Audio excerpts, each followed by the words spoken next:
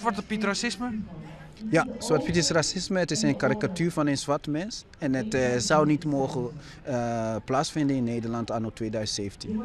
Maar zijn alle mensen die Zwarte Piet leuk vinden dan ook racisten? Nee, niet per se. Als je bewust bent dat het racistisch is en je doet het toch, dan ben je racistisch en dan is het een ander verhaal. Maar ongeacht maar mensen die het niet weten, dat snappen we. Dat zij gewoon alleen maar positieve ervaringen hebben. Maar wij zeggen, luister ook naar ons verhaal. Want er zijn twee verschillende verhalen. Ja. Jullie willen wel dat er naar jullie verhaal geluisterd wordt. Maar door te zeggen dat Zwarte Piet racistisch is, sluit je een heleboel mensen uit die niet meer willen luisteren, hè? Maar als iemand homofoob is, zeggen we ook homofoob. We zeggen niet, ja, anders gaat hij niet luisteren. Als iemand seksistisch is, zeggen we ook seksistisch. Dus als racisme is, dan moeten we ook benoemen dat racisme is. Daarna kunnen we gesprekken over hebben hoe wij daarmee het beste kunnen omgaan. En wij staan open voor dialoog. Ook voor dialoog om Zwarte Piet zeg maar, geleidelijk misschien af te schaffen door eerst wat kenmerken weg te halen als kroeshaar of oorbel of grote lippen of zo? We zijn na bijna 80 jaar, sinds deze strijd woekert, zijn we aan het afbouwen. Ik denk dat 80 jaar is echt nog veel. Zwarte Piet moet gewoon per direct weg. Ja, nee, natuurlijk. Scholen horen veilige omgeving te zijn voor kinderen. En als kinderen last van hebben, kunnen we toch niet blijven vasthouden van die traditie. Die traditie verandert constant. De roe is weg. Sinterklaas was eerst niet eens uitgebeeld. Niemand speelde Sinterklaas. Dat kwam later bij. Zwarte Piet werd tijdens slavernij toegevoegd. En als wij gewoon onze harten openen en onze ogen openen, denk ik dat we echt nader tot elkaar kunnen komen. Maar het is gewoon niet voor te houden. Heb je zelf kinderen? Ik heb 2 kinderen, prachtige dochter en zoon. En ik hou zeer veel van ze. Maar ik doe dit niet alleen voor mijn kinderen. Ik doe het voor alle Nederlandse kinderen. Omdat ik hoop gewoon dat dat we die kinderen echt een inclusieve toekomst gunnen.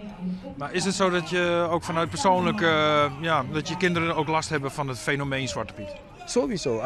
De kans is zeer groot als je zwart bent, als je zwarte Nederlander bent, dat je te maken krijgt met de racistische kant van Zwarte Piet. Het is net zoals de kans groot is als je vrouw bent, dat je te maken krijgt met de seksistische uitingen. Dus zoals ik zeg, ik sta voor mijn kinderen, maar als het ook uw kind was ik echt, ik ben klaar voor. Omdat kinderen zijn zo puur en we zouden ze moeten juist stimuleren om dat puurheid dat ze nog hebben te behouden. Helpt het ook dat er ook zwarte Sinterklaasen zijn? Ja, dat kan helpen, maar het gaat niet om Sinterklaas. Sinterklaas zelf is daar, je mag aan... Misschien witte Zwarte Pieten, maar nee, dat kan niet. Nee, kijk, ik denk, wij zijn creatief genoeg. Dit is het land van Van Gogh, Rembrandt.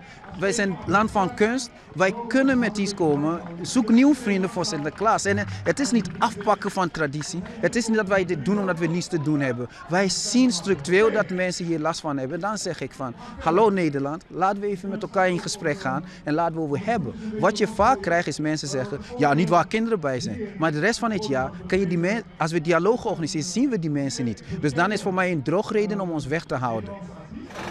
Kost op het vermogen, hoeveel de politie moet er in actie en alles. Maar laat ze opzouten. In één woord. En hoe is het in Friesland? Toch nog wel ook tegenreacties en Pegida die hier kwam om een demonstratie te doen. Hoe is er gereageerd? Ik denk dat ik heb niet veel meer gekregen van wat andere mensen aan het doen zijn. Maar ik sta voor vrijheid van meningsuiten en demonstratierecht, zolang het niet tegen de wet ingaat. Dus iedereen moet zijn dingen doen. Wij hebben gevraagd of wij hebben melding gemaakt dat we een manifestatie hier willen houden. En daarvoor zijn we vandaag bijeengekomen. En het is een manifestatie voor hetzelfde. Ja.